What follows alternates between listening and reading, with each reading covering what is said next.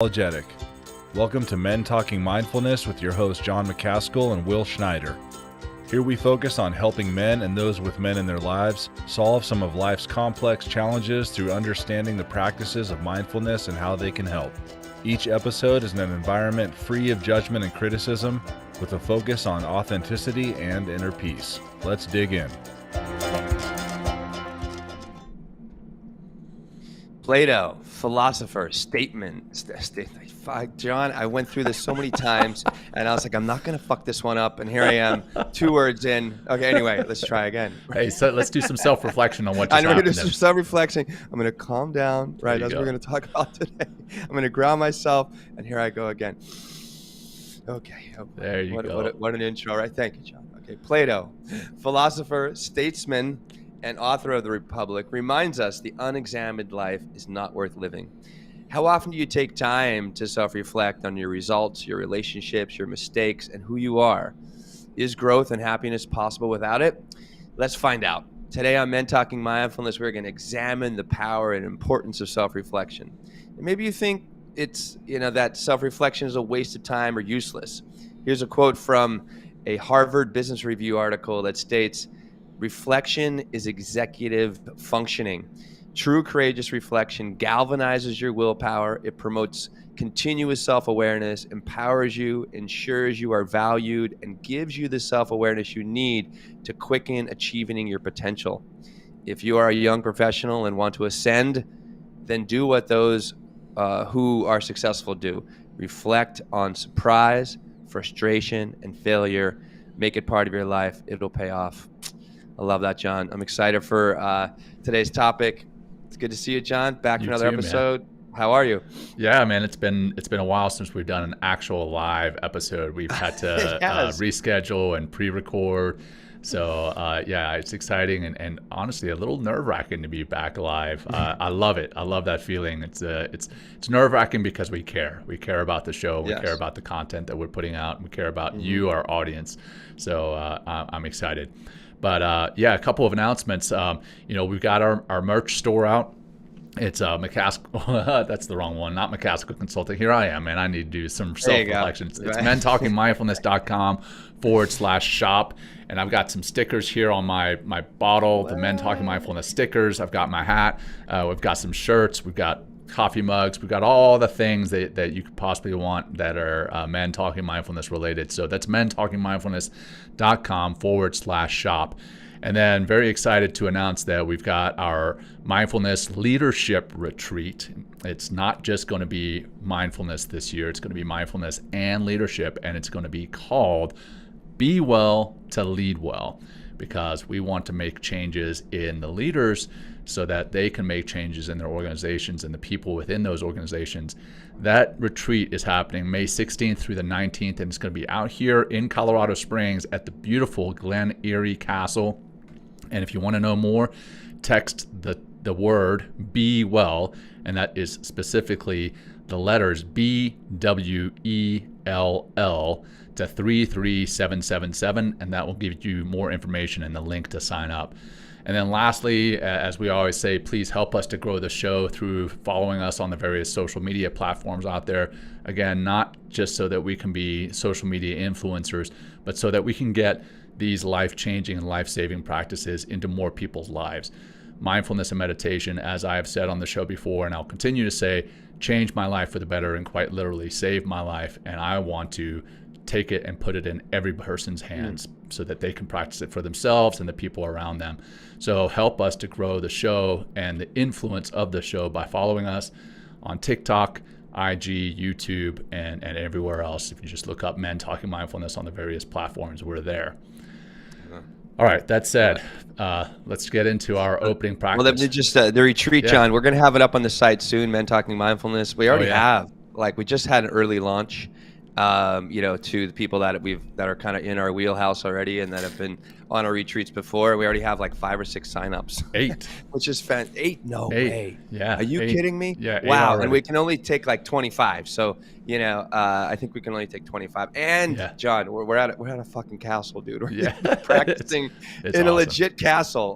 So I'm excited. So anyway, let's jump into that grounding practice.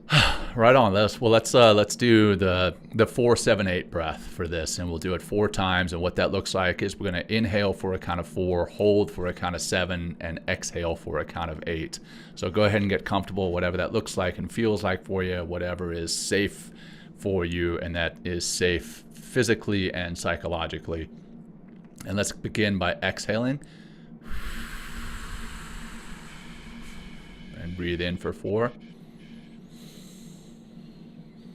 Holding for 7, 6, 5, 4, 3, 2, 1. Out for 8, 7, 6, 5, 4, 3, 2, 1. In for 4. Holding for 7, 6, 5, 4, 3, 2, 1. Out for 8, 7, 6, 5, 4, 3, 2, 1. In for 4. Hold for 7, 6, 5, 4, 3, 2, 1. Out for 8, 7, 6, 5, 4, 3, 2, 1. Last round. In for 4. Hold for 7, 6, 5, 4, 3, 2, 1. And finally out for 8, 7, 6, 5, 4, 3, 2, 1. Now start to bring some movement back into your bodies, maybe wiggling your fingers, your toes, rolling your shoulders, rolling your head left to right to left. And here we are. Let's do some self-reflection. Yeah, man, I'm excited about this show. Will, you pitched this as a potential topic. I wasn't married to it initially, but after giving some thought and self-reflection on the topic of self-reflection, I'm excited, man, because like you said in our text threads back and forth, this is something that we do in the military, with the after-action report, the after-action review, so that we can be better, and we'll talk about that in the episode. But yeah, where do you want to start, man? Yeah, well, I'll start by saying, hey, our live audience out there, please drop in, any kind of experience you have with self-reflection, any kind of tools you utilize in order to, self-reflect. Let's make this a nice active conversation today. I thought it was very interesting, John. As I was reviewing, researching for this and reading that Harvard Business Review. I thought it was really interesting how they go into the feeling realm right away about what they identify, 400 and some executives or something like that in that article? 442, I think it was. 442 executives, and they identified 3 things, right, around self-reflection that all of them hit on. And it is surprise, frustration, and failure. So that they actually keyed on emotional experiences, right, through, self-reflection. So we're gonna I don't know if I want to dive into that right away, or maybe we should. Yeah, I mean, why not? Okay. Let's talk about it. Okay, yeah. Well, here's where I want to go. So we had that nice quote by Plato in the beginning, but another, I don't know if he was at Saint Augustine. He was another Greek guy, and he said even prior, right, to Descartes, I think therefore I am. I think therefore I am. That's Descartes. He's a French philosopher.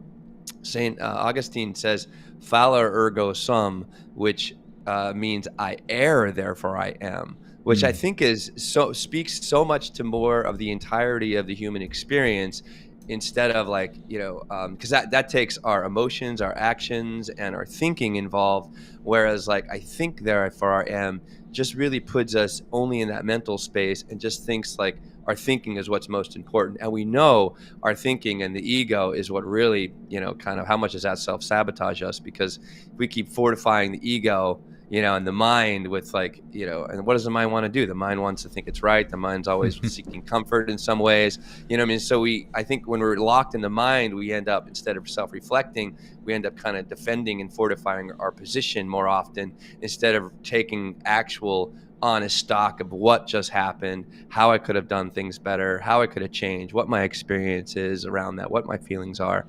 So I just wanted to make kind of that distinction. Yeah, and a great point is that a lot of our thinking is done with our conscious mind, but then so much more is done with our subconscious, like we've talked about on the shows before. Yeah. And if we think that everything that we think in our conscious mind is what defines us, there's a lot more that defines us outside of the conscious mind.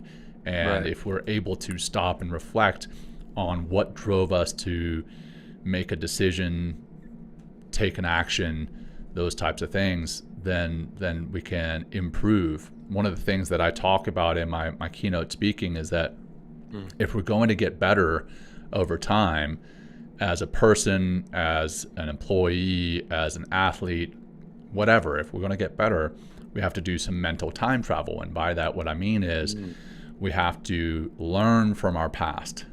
And specifically, we have to learn from it, but don't live in it. And the way that I say it is learn from it, but don't live in it, reminisce, but don't ruminate.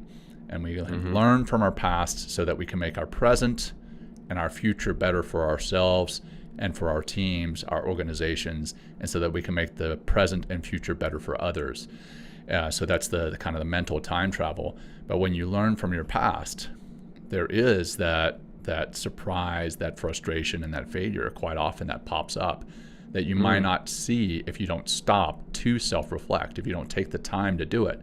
And I've got a story that I'll share here later about a time where I felt that I didn't need to do any of the self-reflection, but afterwards I did.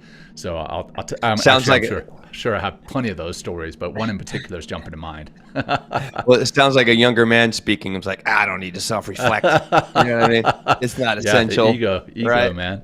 Right. Or how strong is the ego when we're young? It's like, I know everything. I'm invincible. You know what I mean? Like, don't take any direction. Don't take any advice. Yeah. It's like I saw this sign once in the store. It said, something to the effect of, hey, quickly give everything to your kids while they're young and they know everything, or something like that, because when they're 13, 14, 15 years old, they think they know absolutely everything.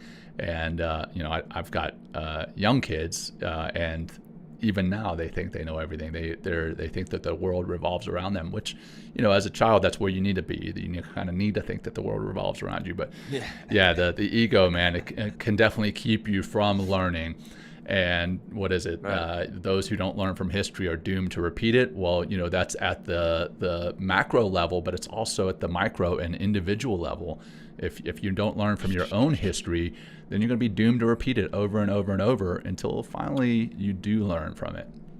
Yeah. Well, I feel like it's playing out on the world stage right now with all these wars going on. It's like we haven't learned, this is not the way to solve problems. Like, come on. It's crazy right now. But let's jump into surprise, frustration, and failure. And I have here, like, reflections that involve one or more of these sentiments prove to be the most valuable in helping leaders grow. When we are mistaken, we are surprised. And mistakes, lapse in judgment, and wrongful assumptions are worth our reflection. It says research here. Research shows that the habits on reflection can separate extraordinary professionals from mediocre ones. We would go as far as to argue that that is the foundation that all these soft skills grow. So let's I can't remember what they said about surprise, but it doesn't, you think you're going just kind of almost like that flea and the elephant thing. Like, you think you're going one way and then something else happens. Right. And that's just kind of like I err, therefore I am. It's like, that's kind of the human experience. One of my favorite TED Talks is by Catherine Schultz. And she has this TED Talk that released in 2011 called On Being Wrong.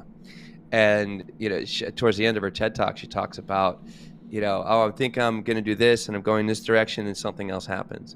And then I start moving in another direction and something else happens, and it's like, and we're kind of surprised each time. It's like, wow, I really, thought I put my time and effort and like, my thought into this, in order to like make this outcome, or almost like my predetermined mental outcome, and then something else happens. So surprise is like, when we are surprised, it's a great opportunity to be like, oh wait, I can take a moment here and self-reflect on why I'm surprised and what's happening around that particular circumstance. So I don't know if you have any comments there. Yeah, I mean, I think the surprise around the particular circumstance for sure, but I think there's also surprise in the way that you acted. Sometimes self-reflection is great, but sometimes having somebody else from the outside help you to do some self-reflection is helpful, right? So what I mean by that is sitting down with someone. Maybe it's a loved one, maybe it's a friend, a colleague, and saying, hey, how do you think I did on that? Like asking for that feedback. And then quite frankly, there's times when you think you absolutely nailed it, and they'll say, hey, you did great.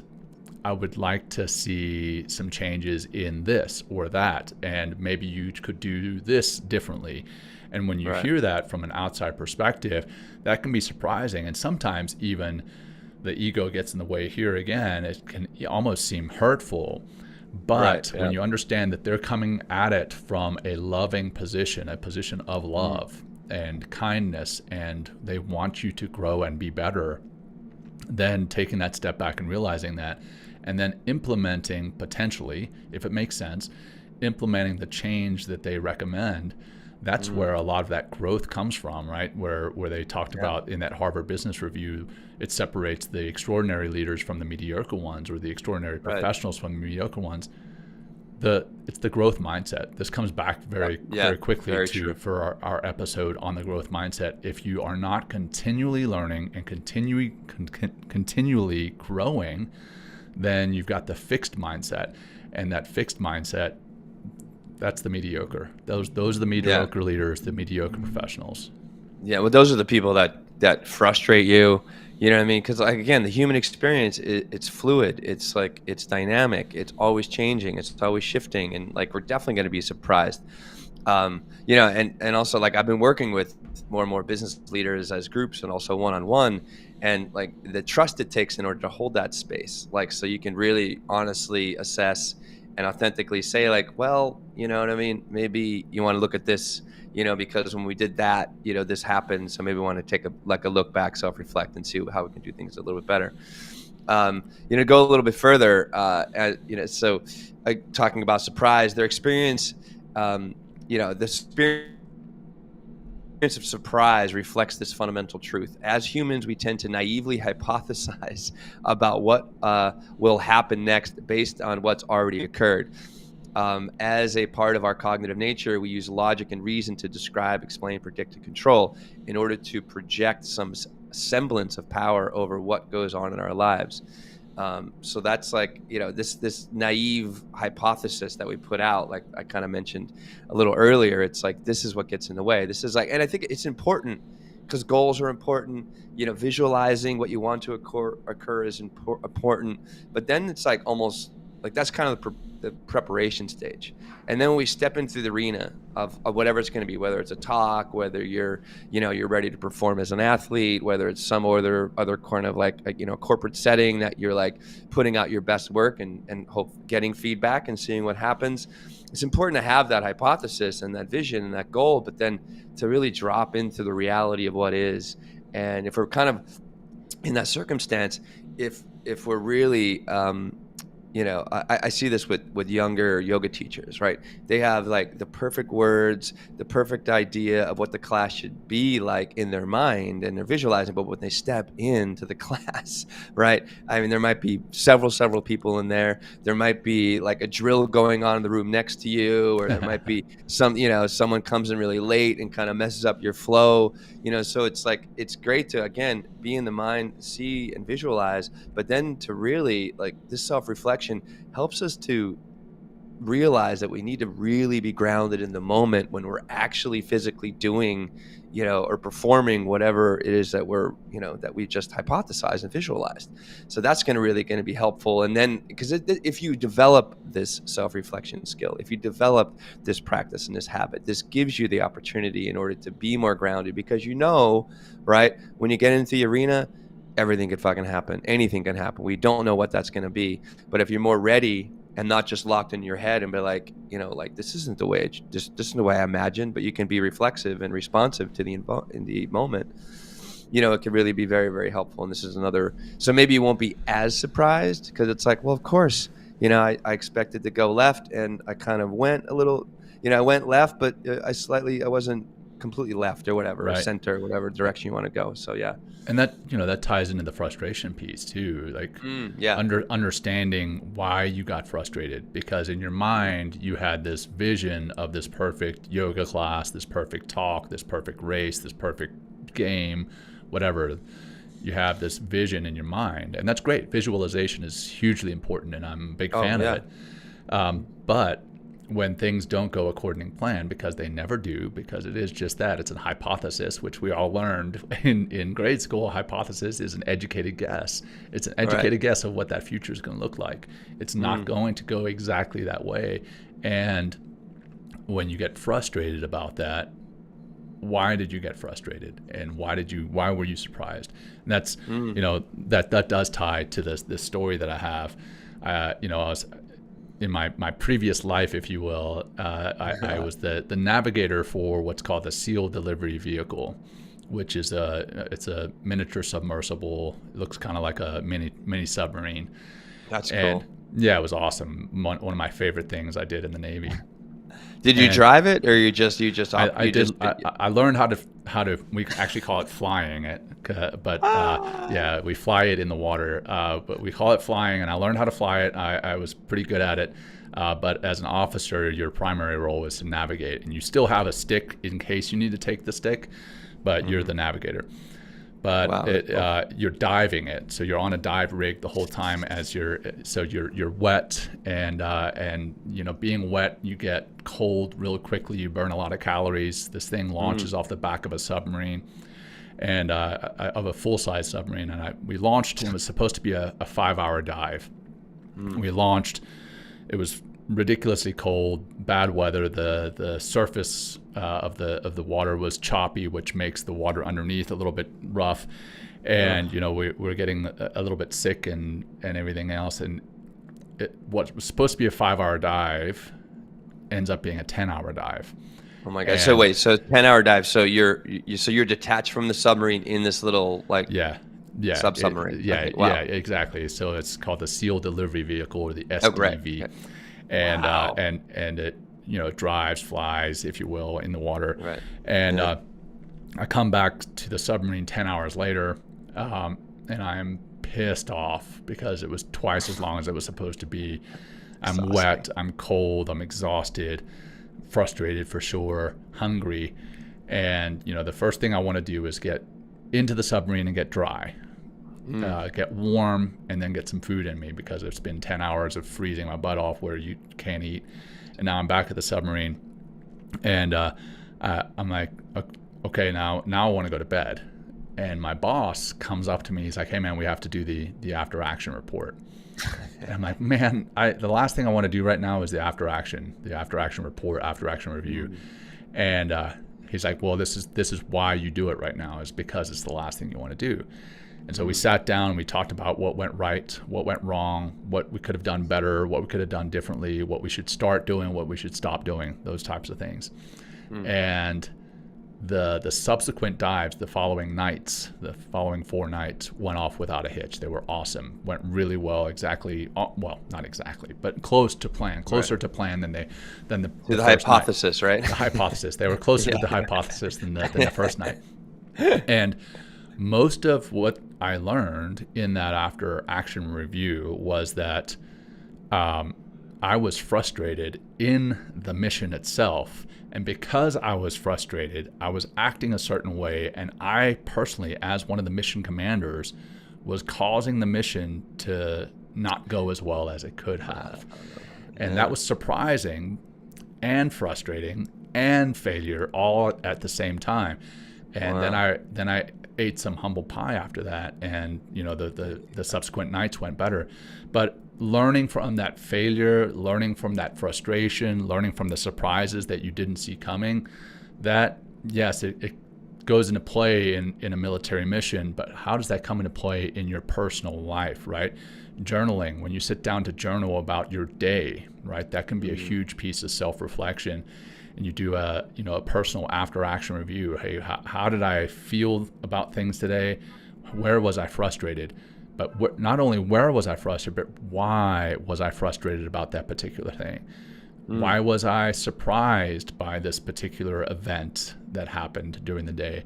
Why did I fail at accomplishing my goals, right? I don't know, like this morning, I was supposed to drop my kids off and then go work out before I came into the office. I did not work out. Why did I not work out?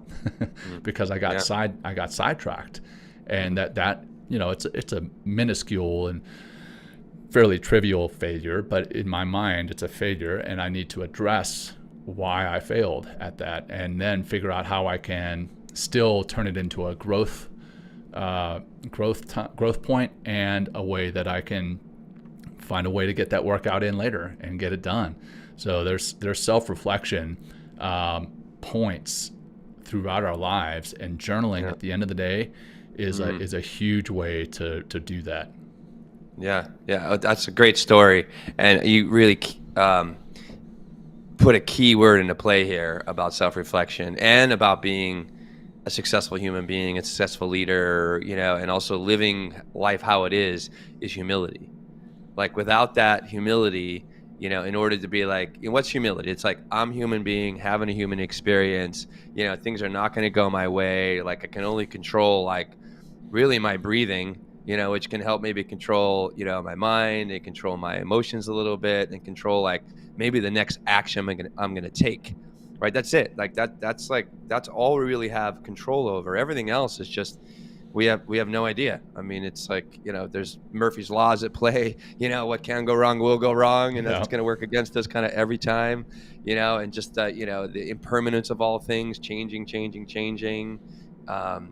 it's like, and that frustration they have here, it's an opportunity for improvement, right? Like you mentioned, change, innovation, and even to develop those skills like communication, problem solving, and that's also going to help you again reflecting on that frustration is with patience. Like that, I mean, how different would the world be, right? And how different would our leadership be, in a lot of organizations if people were just a little more patient, and even the everybody, it's just a little more patience is a huge opportunity for growth here. Why you take that self-reflection and also eating that humble pie and that humility, and also have here you're frustrated when our goals are thwarted and you're not able to get to what you want, but pushing through the frustration, like you just mentioned, and finding other ways to cope and move forward result in our growth, which you just talked about, like the other 4 or 5 times, like almost like 95% on the mark. And that's huge, right? So it's like, maybe that's another thing we should say here on self-reflection. Like, your first time, that you're really trying something new, it's like, I think just even stepping in to that particular situation, know that you're going to eat a lot of humble pie, and you can prepare. I think and like we're both like super over preppers in a lot of ways, because I want to do the best I can, because I know of the dynamics of any particular situation. Nothing is going to go my way, or very little is. But if I'm able to be patient and just understand that things are, and be humble, things can really work out. Or actually, there's also even gifts, John, in the moment. Mm-hmm. Like I've seen this many times as a teacher, like I don't know what's going to happen in that room, for an hour or 90 minutes when I'm teaching whatever. But, when you're really grounded and you've kind of done a lot of your self-reflective work, you can use the spontaneity of the moment to really help you inform what you're trying to teach. right? If you're really sure. present, if you're locked in the hypothesis and the, and the mental game, like you're not really being present. So therefore you're not even going to be able to pick up on that cue and maybe grab that spontaneous cue and then utilize it as a tool, to further whatever message or whatever you're trying to teach or do or learn. 100%, man. Like yesterday I was doing a keynote, and it was a combined keynote where we had some folks who were there present and some that were virtual. And they had the computer set up to where everybody that was virtual was dialed in. And about 3 minutes into my presentation, I hear somebody from the virtual audience say, "Hey, John, we can't hear you." And the natural human response would be like to get all flustered and anxious about it. But I used it as a teaching point. I was like, okay, well, what can we do right here? We can pause and we can breathe. And I used it for myself. And that is not by any means a point for me to say, hey, look how great John is. But it was a point to say, hey, look how great, one, these practices are, but also two, to kind of roll with the punches and bring in the humanity of these events. They're never going to go well. They will go well. They're never going to go perfectly per your hypothesis. Yeah. But then also the frustration piece. So many leaders, when they get frustrated at themselves for being frustrated. And then for having an emotional reaction or response, right? Yeah. And then it's a downward spiral from there, where you can look at why you got frustrated and assess that and try to prevent that from happening in the future. So by doing some self-reflection, you have potentially thwarted these future frustrations. So by putting in a little time and a little effort for self-reflection, for reflection as a team, for reflection as an organization, on what you did right, what you did wrong, what you could do better, what you need to start doing, what you need to stop doing, that can prevent future frustration in the long run. So why not do it, right? I hate being frustrated. I hate being frustrated. Why would I not do something that's going to prevent it, right? We take medications to prevent frustrations. We drink alcohol to prevent getting frustrated, and sometimes that just makes things worse. We meditate to prevent frustration, or to at least try to reduce it. And why not do some self-reflection to reduce it as well? Yeah, well, I think frustration is medicine for the ego. Right, in the sense of like, if you take your little frustration tablet and be like, oh wait, like I can learn from this, right? You know what I mean? That's a huge win. But also kind of what we're both talking about, like just being spontaneously in the moment with that particular, that virtual and live setting you just did, and me talking about in class, like what also is self-reflection going to help you to do, and what's a big win, and why people continually tap into our show is going to help you access more authenticity. Right. You're not going to be afraid to be you. You're not going to be afraid to fuck up. Like it doesn't, like, look at that great example, John, the beginning of the show, right, of this particular episode.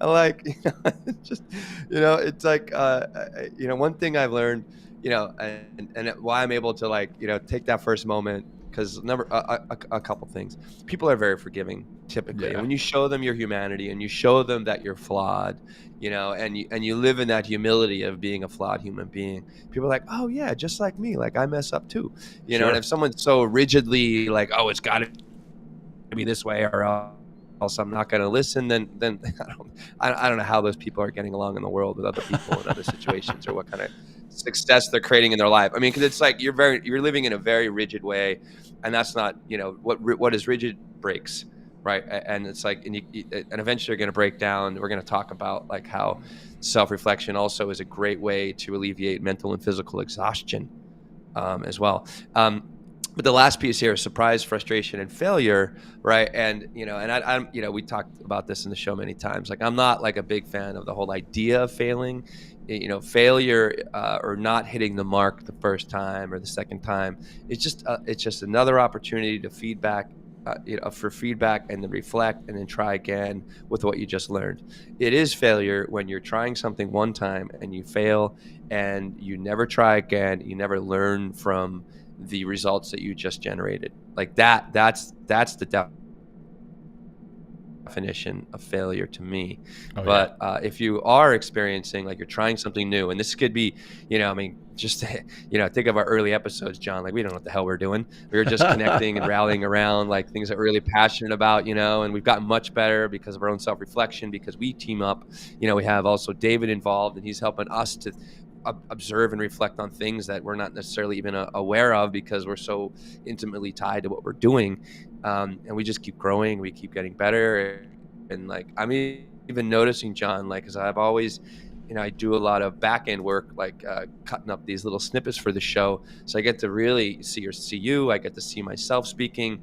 And it's just like one thing, until it's happened, I guess maybe in the last like 5 or 6 episodes, I'm definitely looking more at the camera instead of looking down. Because you might have noticed, because you're straight on. I'm like, fuck, man, I want to be more like John. I want to be like looking right here, because that's where you are. That's where the audience is. It's a great way to connect, eye contact, all those wonderful things that comes with, like, really being present. But it was just like, I just kind of I'd drop my head, get lost, it's kind of speak my mind, which, not saying those episodes are bad, because I was like, that was up until like, that was like 7 seasons until, of me putting my head down. But now I'm just like, I just tell myself from this, it's like, take your time, you know what I mean? Like, look into the camera, pause when I need to. Like, we've also developed such a beautiful dynamic, between the two of us, of like pausing, listening, responding, that kind of stuff. So yeah, I mean, this show has been, without a growth mindset, like, we probably would have been at each other's necks and never been, moving into season 8, in January. Right. That's right, man. Season 8. And we'll, even between seasons, we'll do some reflection, and I'm sure season 8 is going to have some differences between season 8 and season 7. And we're continually growing. So, what is it for you as an audience, if you're listening live, what is it that is causing you to do some self-reflection? What are some ways that you're doing self-reflection? And what are you learning from that self-reflection? And while we wait for any of you guys to comment in, I see fail forward. Yeah, that's a great one. Fail forward. That's learning from your failures and growing from that. Absolutely. But let's talk about, building that practice of an intentional self-reflection, because it's all well and good to talk about it, but then how does one actually implement this in their lives, in addition to all the other things that we've talked about? Hey, implementing mindfulness, implementing meditation, implementing eating well. Now we're talking about adding one more thing, implementing self-reflection. Well, how does one go about that? Well, so meditation, obviously, taking a moment, like meditation is journaling, obviously, you have the ARR or AAR that you just kind of talked about, which is that military term for after action report. We'll dig into that, and we also have some other reflective journaling things here that are very helpful. But I think just calming down, meditating is, and you can meditate on your experience, but like, yes, I mean, so this is a self-reflective tool. But what meditation is also going to help you to do, it's going to help you to become aware of the emotional realm, to become aware of the mental realm, to become more also aware of the physical realm, and how all those 3 things, tie in to the human experience, and provide, also meditation is going to provide that grounding, that humility, and to realize, like, hey, I'm so happy I did this Stanford course, John, because what really has woken up for me is, like, I'm a human being doing the best I can. And then if I can see that in myself, I'm seeing that I'm seeing that everyone else I'm working with, and they might just be having a bad day and being an asshole or something like that, and not obviously showing up the best that they possibly can. Right. But but that's what their experience is right now. And you know what? I have those bad days too, just like me. So that's a great way. Meditation's one, and breathing is also going to help you to be more alive in the moment, and not just kind of locked up in the negativity of the hypothesis in your mind of what you think things and how they should be, but being, again, reflexive and flexible in the moment. But like, you want to talk about the journaling aspect? Yeah, let's talk about, journaling is great, right? We've talked about journaling. Or if there's something else, go for it. Yeah. No, that's where I was going to go is journaling, but not just journaling, right? So many of us have journals, and we'll write, what happened in that day, maybe what we have gratitude for, which is great. Gratitude in your journal is fantastic. But then when you do the self-reflection about potentially your surprises, what surprised you during the day? What did you fail at during the day? What frustrated you during the day? And not just what did it, but why did that thing do it? Why did it surprise you? Why did it frustrate you? Why did you fail? And then coming back to review those notes, right? We talk about journaling. We all write in our journals, but how often do we actually go back? And this comes back to the after-action report, the after-action review. Quite often, at the end of a deployment, 6-month deployment, 1-year-long deployment, we'll do a long after-action report, and then we will write it out, and we will submit it to the team or the organization that's following us on that, like they're coming to replace us on deployment. And quite often, those after-action reports are glanced at and they're not really reviewed. So how often do we take an opportunity to sit down and review the notes that we made in our journal about what surprised us, about why we got frustrated, about why we failed, and how we could improve? Writing it down is one thing, but then reviewing it and actually learning from it and actually growing, that's a completely different thing. We have to go back and actually review those notes so that we can put them into action.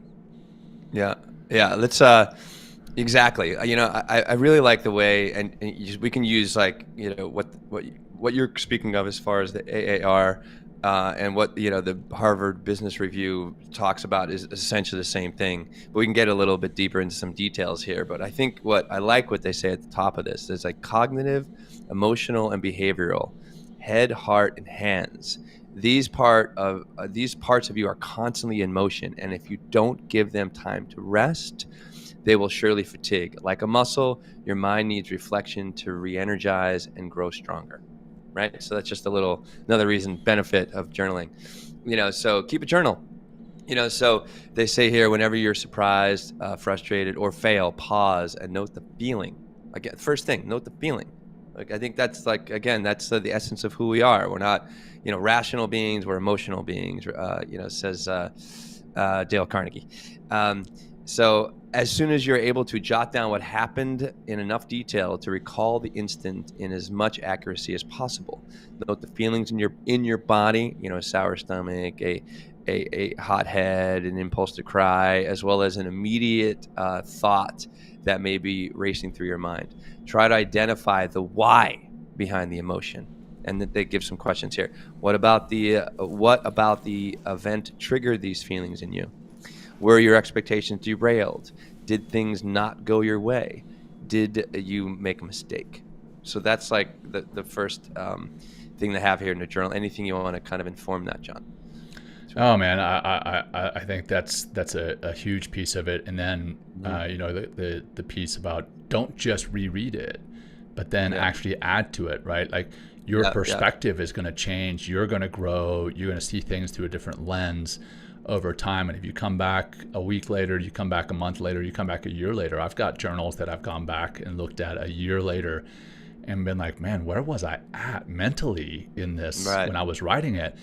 But then the next point they make in these notes is to go easy on yourself. I can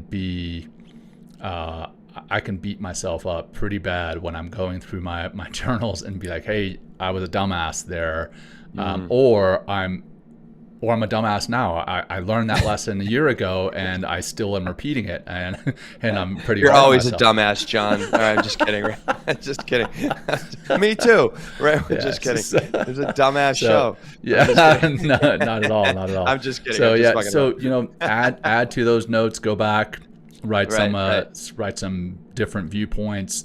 Note the questions that you wrote down, your feelings, like you talked about, the physical and emotional feelings that you were experiencing at the time, and think about why you felt those, and then as you're doing that, go easy on yourself. So I think the journaling, man, that's hugely important. And then as you mentioned at kind of the get-go about ways to implement this into your life, we talk about meditation.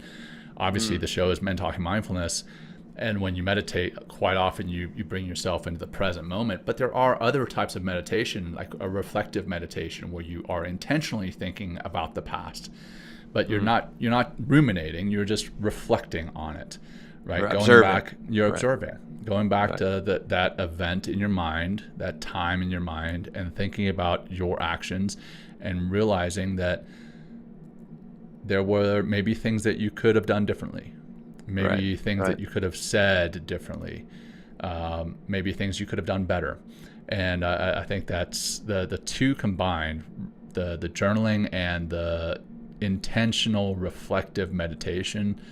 Those are game changers for sure. For you as a person, for you as a leader, for you as a partner in a relationship. I mean, I tell you what, if I don't do proper personal reflection, I get told pretty quickly, either by my beautiful bride, who I love her to death, and she'll be like, hey, you could have done this better, or maybe you could have done this differently, or my children. My children are an unbelievable mirror for me. Like, hey dad, like, get off your phone, or hey dad, I don't know, maybe. Right. Whatever it is, they will be. This pasta is shitty. I'm just kidding, right? Just kidding. They wouldn't say the word shitty, but I'm just kidding. Not yet. Not yet. Wait until like 12 and 13. Yeah. They say here, as far as like going easy on yourself, right? Which I love that you mentioned that. Always remember that excellence is achieved by stumbling, standing up, dusting yourself off, and then stumbling again.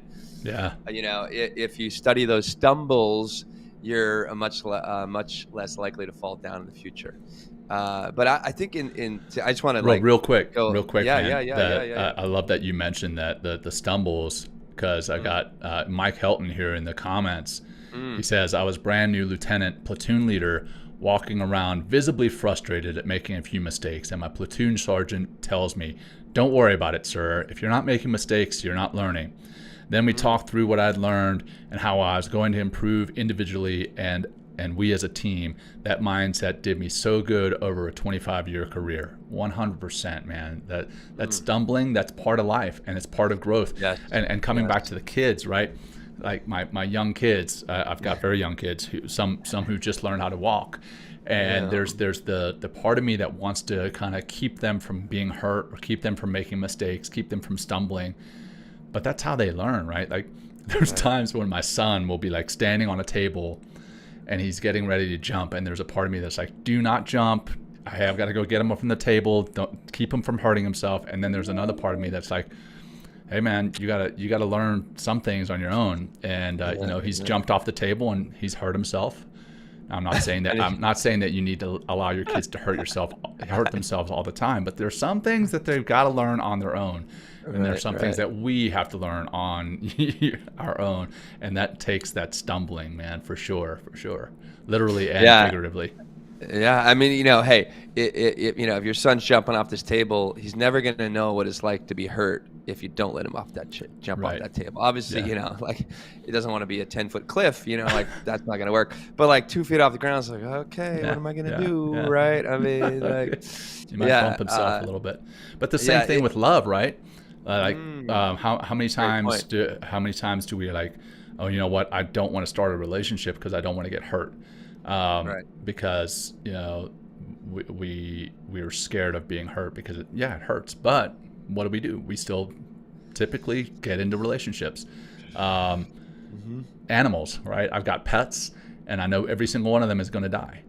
But you know what? I love your dog, dude. Your dog's amazing. Oh, we're getting another one too, man. Jenny is one of the greatest dogs I've ever. She's such a great dog, man. Yeah, we get another one in 3 weeks, man. Another puppy, Belgian Malinois, German Shepherd mix. Super excited about that. Wow. And but there's a part of me that I know those animals are going to die. But I grow from having them in my life, and I grow from the loss. I'm better for experiencing that loss, that sad side of things, that heartbreak. And we've talked about heartbreak on the show. But I think heartbreak actually at times can make us stronger, whether it's heartbreak in a relationship, heartbreak having a pet, heartbreak in losing a competition, heartbreak in setting a goal and not reaching it, Heartbreak is a huge teacher in our lives, and when we do have those heartbreaks, reflecting upon those heartbreaks, I think is also a game changer. And how much are those animals, your pet's teaching you peace, or teaching you patience, teaching you humility, teaching you like, I cannot always get my way. Like there's other people that are, are more important than myself. Right? I mean, so I did teaching you love, which is like, it's not a self-reflective thing, but it is like a relationship thing, and you can begin to feel all those wonderful things. And right. I just, before we go any further, I just want to give a little shout out here to David Pace. David, thanks for joining us today. We've been trying to connect. He's a younger guy. He actually mentions in the comment here that he's a younger dude. And we've been trying to connect. He wants to help forward the Men Talking Mindfulness cause, John, and bring this to David. His people. Yeah. He says, very true, young men, very true about young men. I wonder how we can craft a message to make mindfulness relevant to them. There's got to be a way to overcome the young male ego, huh? Well, I mean, sometimes, yes, David. I think it comes with time. It comes with a lot of failure. It comes with a lot of bruises of the ego and the body, and hopefully you don't bruise yourself too bad physically that you can't, reclaim your, how your body and what you can do with your body. But it comes with a lot of, it just comes with time. I think that's another piece of this too. It's like, it definitely comes at time, but if you are willing to learn, if you're willing to self-reflect, if you seek teachers that are going to help you, to do these kind of things to be a successful and awesome individual, then you're going to succeed. And by for David, anybody, it's like it's instead of, I think with the young mind and like, maybe in the 20s and early 30s or something like that, you always want to like, look how awesome I am, like, look at how great I am, and this and that, and then, bragging about whatever. This is what I was when I was 20, John, bragging about everything I've done and what I can do and how fast I am and how strong I am and how many ladies I slept with or whatever. You know what I mean? It's like nonstop. You know what I mean? It's like, we remember the days, John, right? But just humility. Maybe that your days weren't like that, John. I was married, 23. Oh, you're married. Oh, fuck. Yeah. Okay. I wasn't. I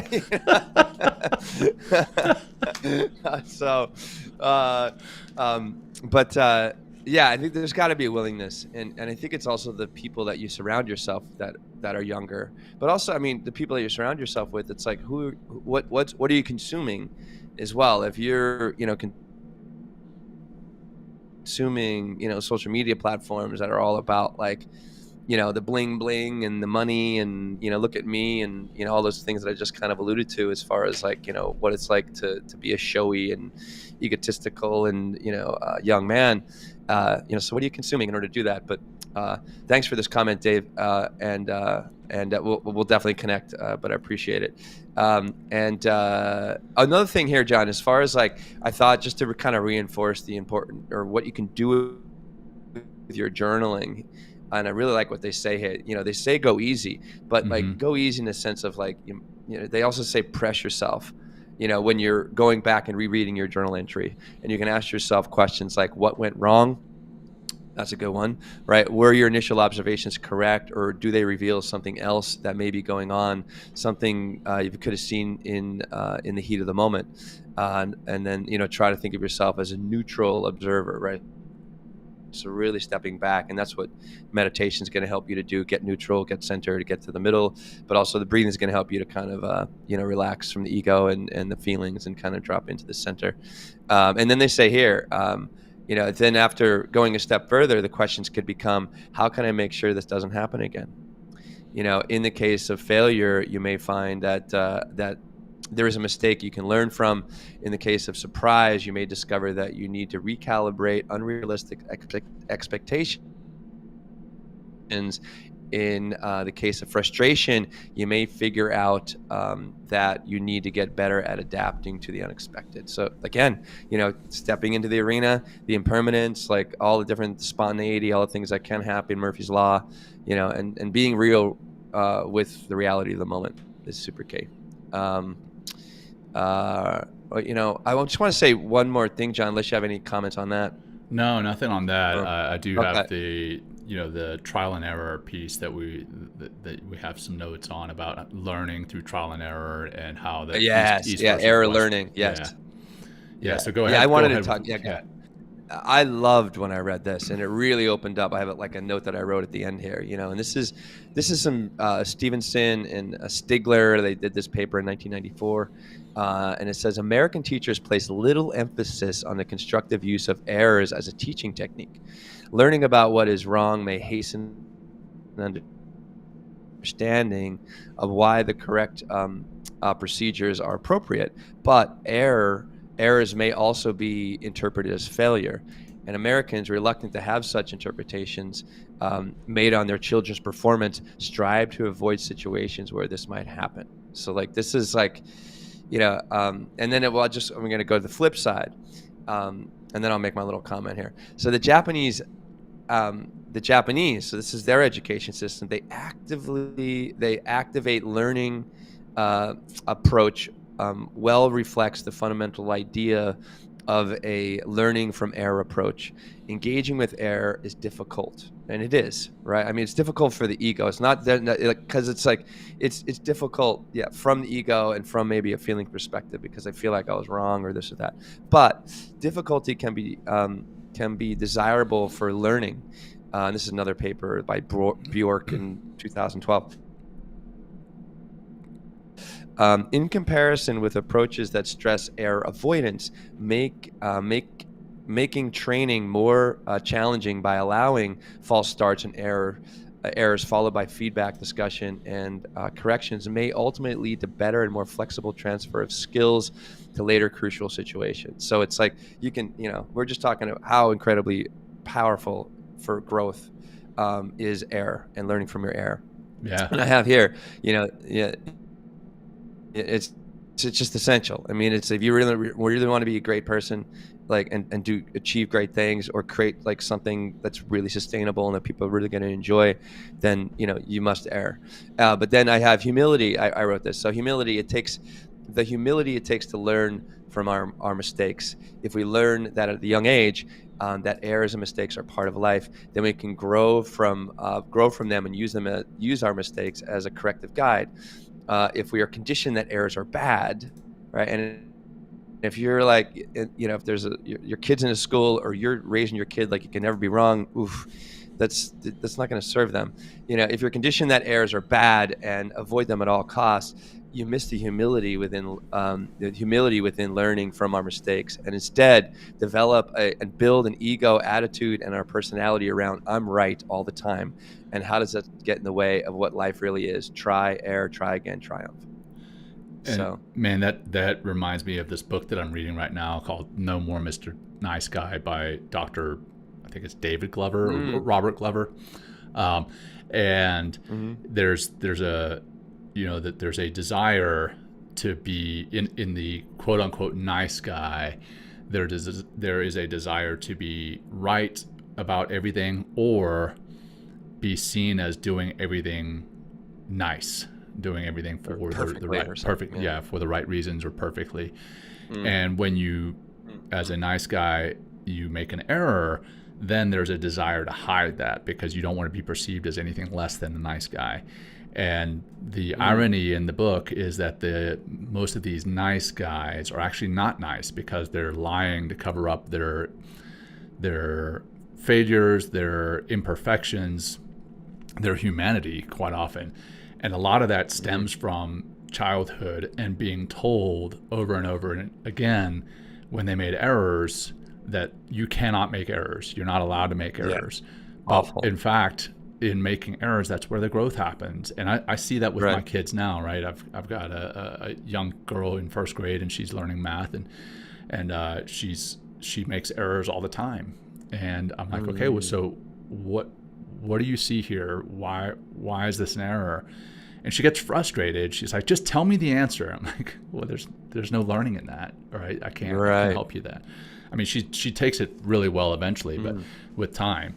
But I have to think about what I'm teaching if I just be like, hey, here's the answer, or here's where you screwed up, and don't allow her to go through that time of struggling, right? The time of stumbling and learning from that. So yeah, you have to study the stumble. So yeah. Well, and well, again, in that stumble are all those emotions, and it's like you're teaching your daughter how to self-regulate her emotions. Right. It's like, yeah, she's, I can only, as a kid, we're so ruled by our emotions. Like, now I want everything now, and it's like, so yeah, the emotions come up initially, right? But like, I know how you are as a person and as a father. It's like holding space, like being patient, just listening, and letting her kind of calm down from, from the feeling, and then kind of get into like, oh, that self-reflective, observational kind of way of doing things. Then God, and how's that going to serve her, in 3 years, 4 years, when she's 40, when she's 50, when she's, start to get in, running her own business or doing and something. those around her, right? Yeah. Because she's going to also be more accepting of errors, because she knows that those are just stepping stones towards learning and growth. So, which is huge. Yeah.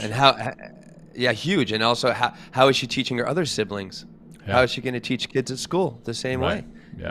And it's like, it's amazing how it starts from the top down. If like, and it's like this has been great, John. Yeah, well, anything man, else? No, I think that's it, man. Let's close it up and wrap it up in a nice bow. Okay. Wonderful. All right, we'll just do I don't know if there's anything else here in the comments, but I think we did a good job. I don't know. Yeah. All right. Let's reflect on how we did. Let's reflect. We did awesome. I'm just kidding. Right? Like, nothing to fix here. Nothing. Perfect. Absolutely perfect show. Nothing. Perfect show all the time, every time. Almost just tripped over myself laughing at that. Yeah, exactly. That's life telling you like to fuck off, right? Like it's not true. Right? Karma. Exactly. All right. Well, just maybe we're just going to do a real simple grounding practice or a closing practice. And this could be something that, can help you release from that frustration and, anxiety or whatever's getting in the way of you self-reflecting. And maybe this is something that you do, before you take on that journaling exercise or after you just finished or before you step into some sort of situation where you need to be really present. This is like easy and a very simple technique. But let's do that double tap breath. I know you love that name, John. We'll just do it 5 times. Great way to kind of like ground yourself and cool off some steam. We're going to take like 2 inhales. The first one's a little bigger than the second. You can think about the first inhale, breathe into the belly. Second one, breathe into the chest, and exhale, blow it out the mouth. And close the eyes if you like, or you can do this while you're driving or whatever else. So exhale to begin. Great. Good. First inhale, belly, chest. Let it go. Belly, chest, out. Again, belly, chest, out. Easy, good. Melt, relax, surrender a little bit deeper, ground yourself a little bit further. Again, in, out.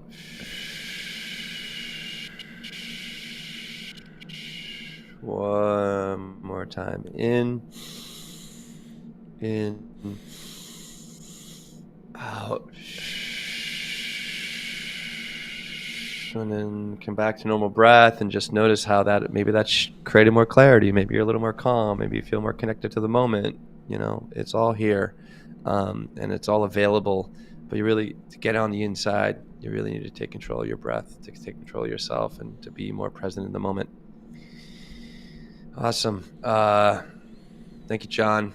Thank you, brother. This has been great. And we have I'll just fucking shamelessly plug. We have several meditations out there in our podcast feed if you need them. Yeah. We have breathing practices as well. Maybe I'll record, a good little journaling exercise that you can kind of run through as well. I think that'd be great for the audience. That's something I promise that I'll do in the coming weeks. And anything else, John, before we close? Yeah, well, just another shameless plug for the retreat. If you're interested in attending our retreat in May, so it should be beautiful here in Colorado Springs, May 16th through the 19th. Here in Colorado Springs at the beautiful Glen Erie Castle, which is right next to the Garden of the Gods. If you've ever been to the Garden of the Gods, it's fantastic. That's actually, if you look at the beginning of our show and the end of our show, that's filmed in the Garden of the Gods. So if you're getting that kind of an idea for what that looks like, it's an unbelievable place. If you want information on that, text BWELL. So that's BWELL, BWELL, to 33777 for more information. And again, please help us to grow the show by following us on all the different social medias and check out our merch store. That's mentalkingmindfulness.com/shop. Check out all the different stuff that we have on there. And yeah, if you enjoyed today's show, please share it with anyone and everyone who could benefit from it. We appreciate you guys. And until next time, let me get the ending queued up here because I don't have it queued up. Yeah. There it is. Don't mess it up, John. Here, I'm ready. All right. Until next time, take care, everyone. Peace. Bye, everybody. Thank you. Thank you for joining us today. We hope you walk away with some new tools and insights to guide you on your life journey. New episodes are being published every week, so please join us again for some meaningful discussion. For more information, please check out mentalkingmindfulness.com.